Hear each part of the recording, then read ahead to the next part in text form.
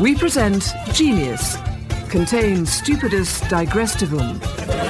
Here is your host, Dave Gorman.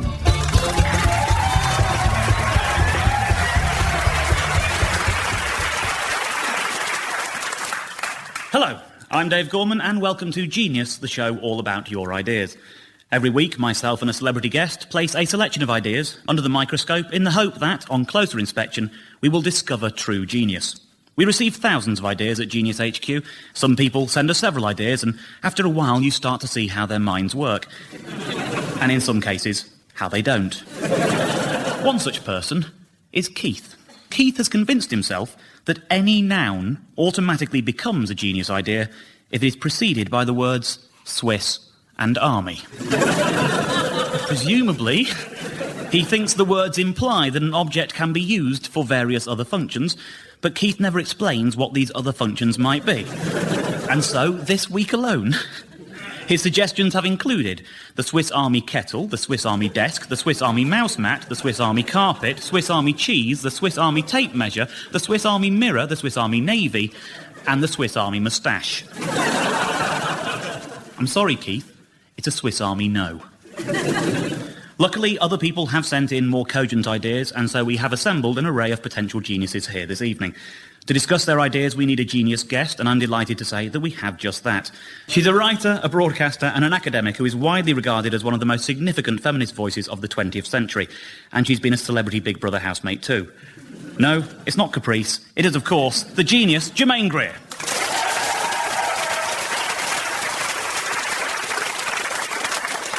Germaine, do you have any genius ideas of your own you'd care to share with us this evening? Years ago I argued, for example, you shouldn't have any prisons. And instead of putting people in prison, when they're bad, if you've proved that they're bad, then you paint them a colour. You give them a chemical. I was in favour of branding at first, but people thought that was barbaric. So I thought, with thieves, depending on how badly thieving they were, you could just give them red fingers or a red hand or a red arm, or you can make them all red. I just think it's a groove of an idea. It might liven up the landscape as well. Well, there you go. That is proof that tonight's guest is a genius. Let's see if we can discover any others. We're going to hear a few ideas, and we'll find out which of them you, Germaine, think are genius. At the end of the show, I'll ask you for your two favourites, and whichever one wins the favour of tonight's audience will win the highly sought-after Genius Trophy.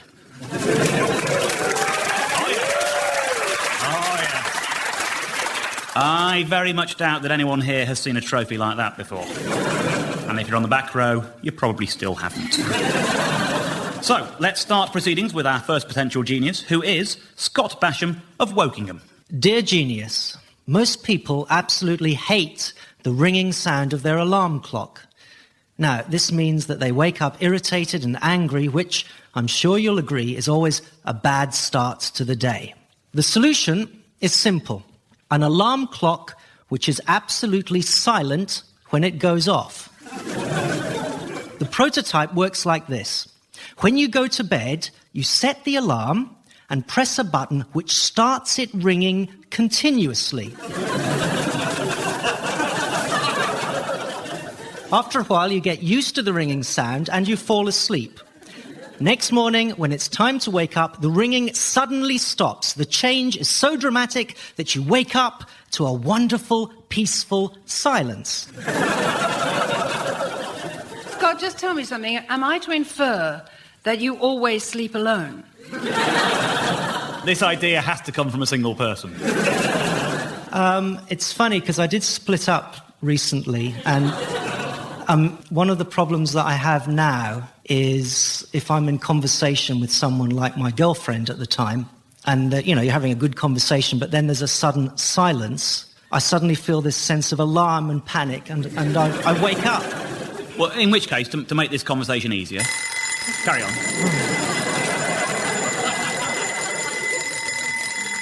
Actually, that's not one of the sounds I use. There's a number of sounds you've got to avoid because it will interfere with your day-to-day life. So alarm bells, fire alarms, burglar alarms, the sound of a drowning man screaming for help.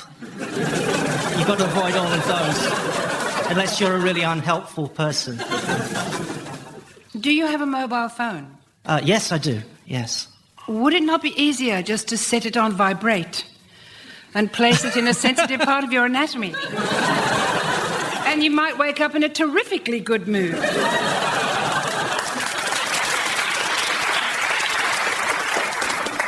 Imagine you're sharing a bed with somebody. One of you wants to go to sleep, and the other one of you thinks, I just want to read for an hour. How do you handle it then? Because you can't sit and read with going on in the background. Headphones. You have headphones on? You've thought of everything, no? I think waking up in a grouchy mood is not a bad thing to do, because you wake up in a grouchy mood and then the day improves. That's the thing about hangovers. You know that you're going to start feeling better. When you give up the booze, you wake up every day and you think, that's as good as I'm going to feel all day.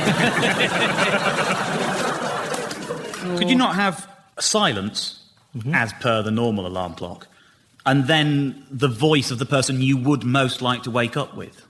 You see, that's the problem. Whatever it is, however much you like it, you associate it with the pain and trauma of being woken up against your will.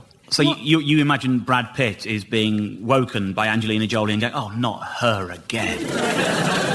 Kind of depends on the purpose of her waking him up, really. If it's to go off and work in an IT company the way that I do, then it wouldn't do much for me. I mean, this isn't going to help you find a new partner, is it? The first time someone sleeps over. There's not going to be that lovely moment where you go, anyway, let's get some sleep now. Unless they've got tinnitus. Yes, unless, but I think... Could maybe put that in the personal ads. That's limiting. Man seeks... Limiting your dating options unnecessarily and diminishing the gene pool you're going to breed from. OK, yes. That's not helping. Well, I'm finding it hard to see the good in your idea, Scott, but it isn't my decision, so don't be dismayed by that. The decision rests with Germaine. Germaine, is Scott and his inverse alarm clock, is that the work of genius? I don't think so. I'm afraid. Never mind, Scott. He's cute, though. Thank you for coming, Scott. OK, well, let's see if our next idea can persuade you, Germaine. It comes from Stuart G. Evans, who is from Margate. Dear Genius, I've got some questions. Now, is Greater London larger or smaller than 50,000 hectares? OK, to the nearest 1,000, how many acres in Norfolk? Square miles in Belgium? Anyone? Exactly. Hectares, kilometres, square acres? Meaningless. In their place, let's have units which we can understand. A pinhead, a thumbnail, a matchbox, a tea tray maybe, we have a snooker table, a tennis court, a football pitch, maybe an Isle of Wight. A Wales would certainly be useful, but I think particularly, Professor Greer, the ultimate measurement for mankind should be in Australia. Let's have real measurements. You creep. Shallow creep. Yes. With your Professor Greer and your Australia, you. Yeah. I like desperate, your style. pathetic attempt, yes. I like your style. Well, I can answer your questions, incidentally. London is larger than 50,000 hectares. It's 157,730. And to the nearest 1,000, the acres in Norfolk are 1,327,000. Precisely. And square miles in Belgium? Oh, I don't know that one. No, you didn't look up that one, because I put it in afterwards. It's 12,800, but don't worry. I've no interest or care in how large Belgium is. It's never going to trouble me. It's 1.5 Waleses. Now we all know. Now that's the point. Yes. It only makes sense if you teach us the tables. We have to know how many of each goes into the other. I mean, you remember when you were little, you learned 12 inches, 1 foot, 3 feet, 1 yard, 22 yards, 1 chain, 8 chains, 1 mile. And we do all that furlongy business and everything with the races. We know exactly how long they are because we know their relationship to each other. Yeah. I'm not sure that you necessarily do. How many Australias in the United States, for example? I think you'll find in North America, I think it's about 3. I wanted a vulgar fraction there. I do find the idea of a bunch of school children doing their Wales times table just kind of appealing. Yes. One times Wales is Wales. Yes, that's it. Two times Wales is Norway. Yeah. 3 times Wales is etc. But I think Wales would get an inferiority complex. Yeah. Oh, I don't know. I think it's a cute idea. It has a certain charm. How tall are you, Stuart? 5'10". Oh, you're using the old measurements for that then, yeah? Okay. Surely you were going to tell me in tea trays. No, I'm about 1,000th of a Nelson column, I would imagine. I'm really not sure on that. Well, you see, in which case it isn't comprehensible in your own system, is it? 5'10" is entirely comprehensible. Well, you understand it when you're talking about how tall people are. This is what wasn't my point. I was asking about areas where it does get difficult. I'm actually quite attracted to the idea of doing it for height as well. I mean, are you a Rod Stewart or...? But it's always surprising when you see people in real life. They're always Yes. midgets. Yeah. Happens to me all the time. Yeah. So I'm probably a couple of Rod Stewarts, you know. I don't know. Possibly. Not only a creep, but a boastful creep. No, I have to speak up for you. I think this is quite a winning idea, especially as you offer it in a very winning way. Speaking as an Australian, I'm constantly frustrated by the fact that nobody has the foggiest idea how big Australia is. And so when we have bushfires, they show me a map in the paper that tells me that 3/4 of the country is ablaze. Yeah, it's 3 million square miles. We know that, don't we? Do we? Well, I don't think the newspapers know that, because we have a fire that's on a 50-mile front and it's a great big blob in the corner of the map. So I think it's quite a good idea. You're beginning to win me over there, especially as you're such a sweet way of doing it. Oh, thank you. I think science needs precision, and that tabloid newspapers already do this, and that's okay. That would be my take on it. But as I said before, it isn't down to me. Germaine, you are being won over by this. I am in favour of anything that will aid that rather feeble part of the human brain to understand relationships and probabilities and proportions. And so I can see that it contains lots of difficulties, but genius ideas very often do. I think it has a touch of genius, this idea. Oh, I like it. Thank you. There you go. Thank you, Stuart. You are a genius. It is official. Our next idea has travelled from Oxted and comes from Peter Spires. Dear genius, how about husbands for justice? It's all right for fathers for justice. What have they got to moan about? No wives, no kids.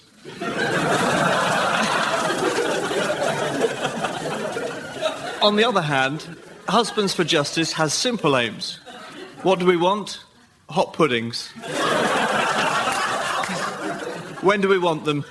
Between 7 and 8:30 p.m. Mondays, Tuesdays and Thursdays. Simple genius.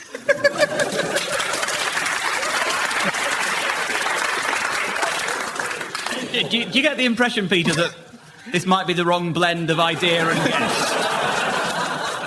When the production crew invited me, they did say I was pitching to Nigella Lawson. The original hot pudding.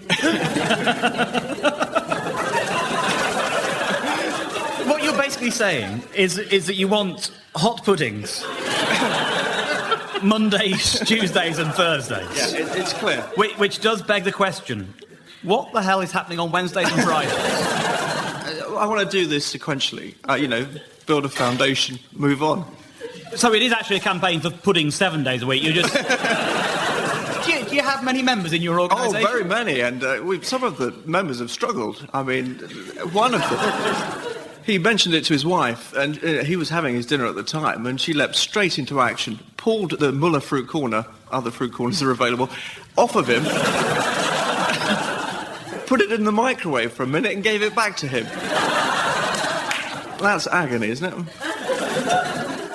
I think trying to persuade Germaine Greer that your wife should make you a pudding might be a truer definition of agony than my mate's wife put a yoghurt in the microwave.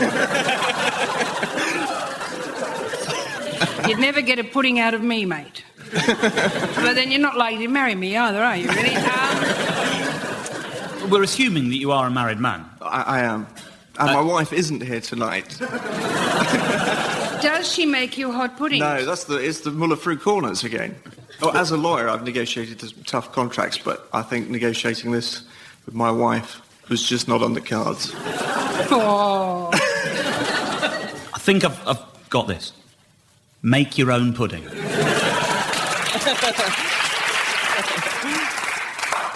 Splitter.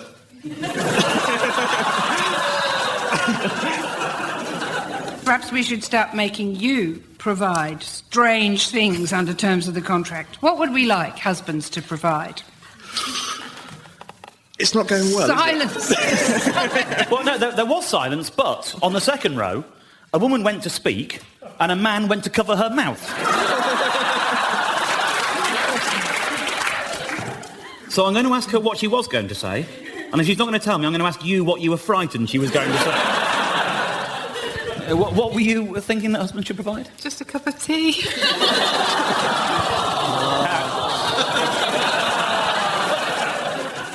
Well, we've got a microwave, and we've got some puddings. Now, I'm going to start the process. Peter, the pudding is in the microwave. Do you want to turn the microwave on and make your own hot pudding? No. Germaine, would you like to make him a hot pudding? Yes. I think it's a matter of principle never to make this man a hot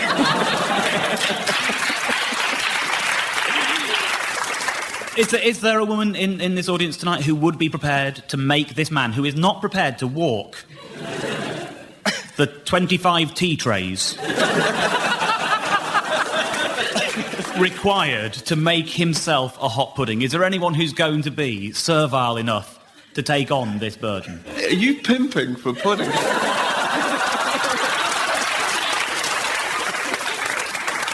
You've put up a fight. I think I know which way it's going.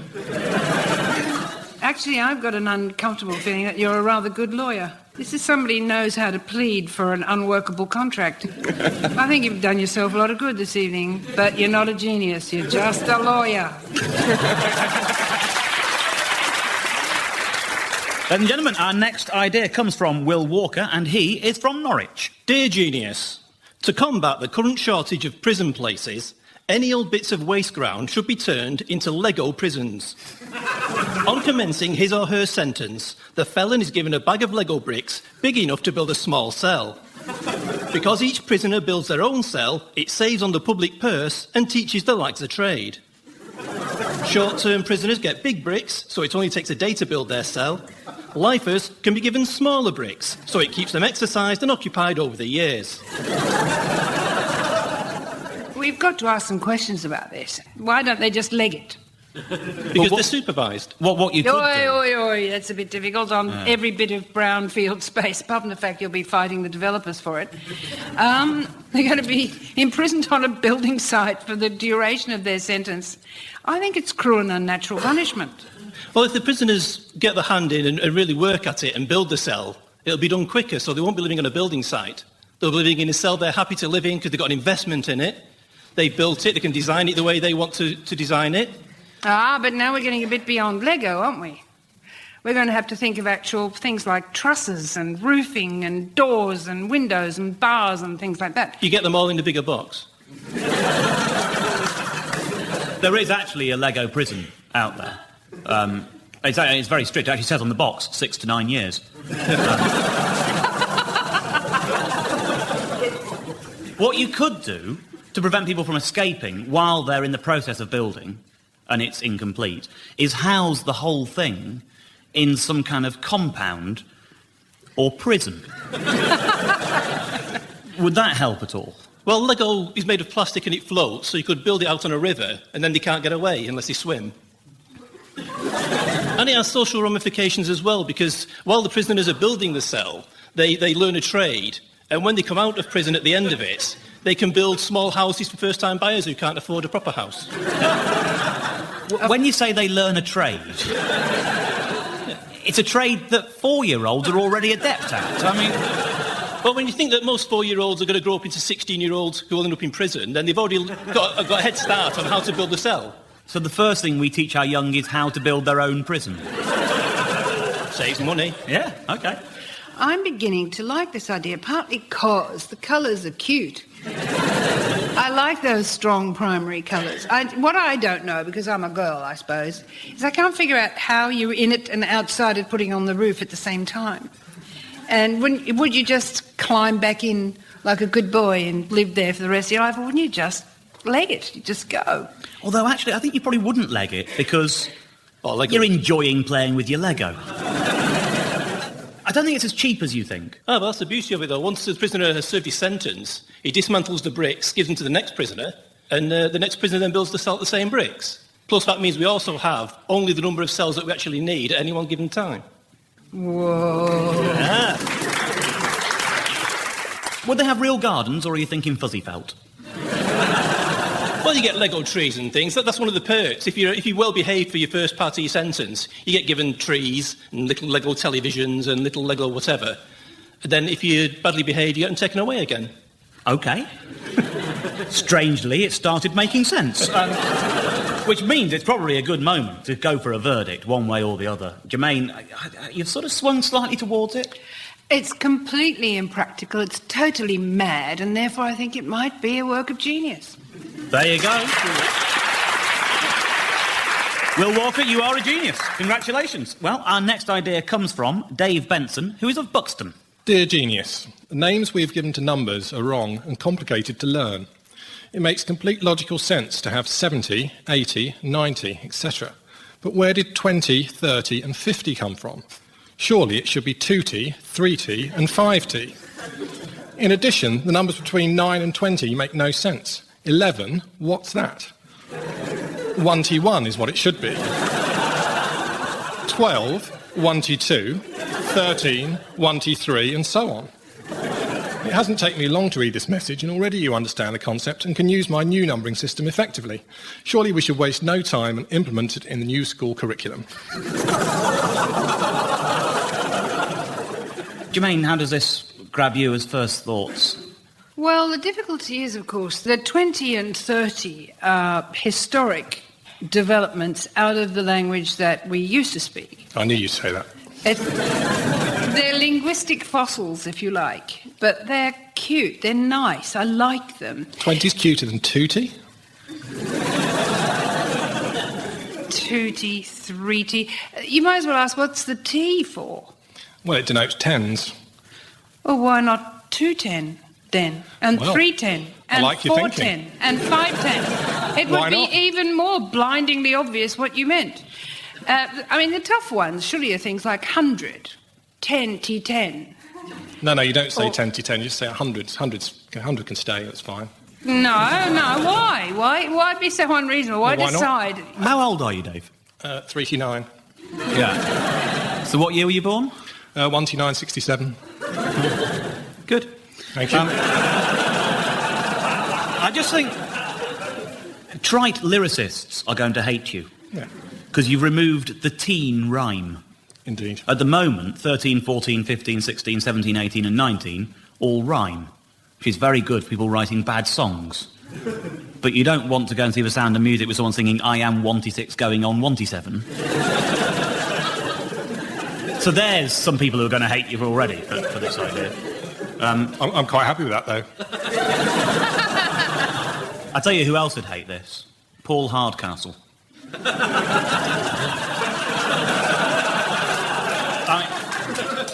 You're not going to be able to do this with 1t9, are you? Yeah. In World War II, the average age of the combat soldier was 26. In Vietnam, he was 19. In Vietnam, he was 19. That's ruined.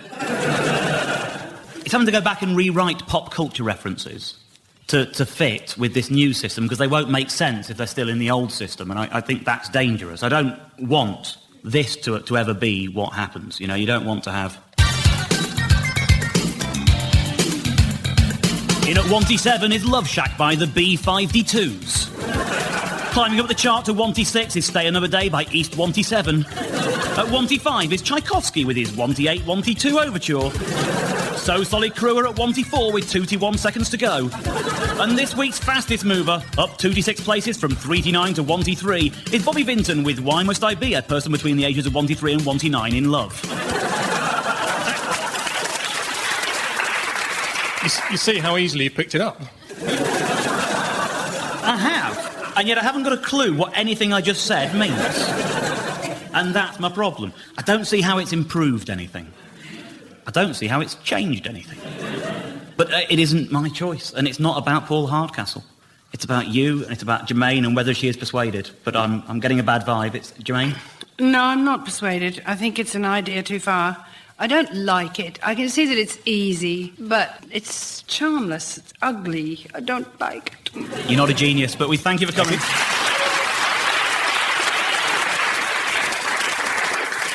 OK, well, we've heard all the ideas. The two genius ideas were Lego prisons from Will Walker and the kind of more real measurement system from Stuart Evans. And so I'd like to invite Stuart and Will to join me on the stage. OK, it's very simple, ladies and gentlemen. All those in favour of Lego prisons?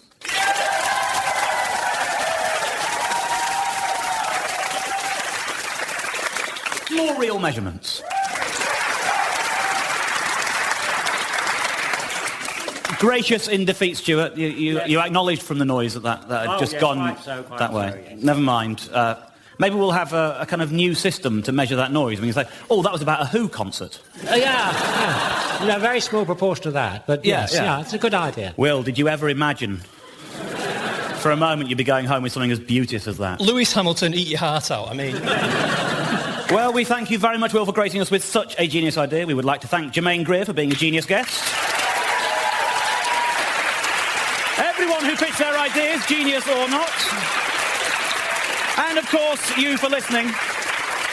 But we just have time for some ideas from tonight's studio audience, which include an idea from Steve, who says, to boost morale in the workplace, people who work together should do what footballers do and share a big bath at the end of the day. An idea from Claire, who says, to boost morale in the workplace, pervy Steve should have a cold shower.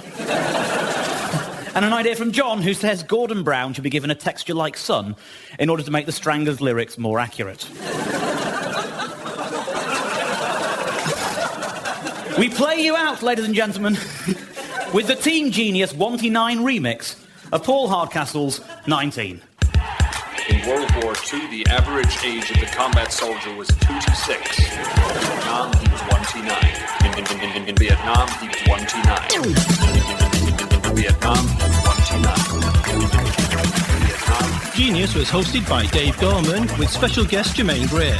It was devised by Ali Crockett and David Scott. The producer was Simon Nichols.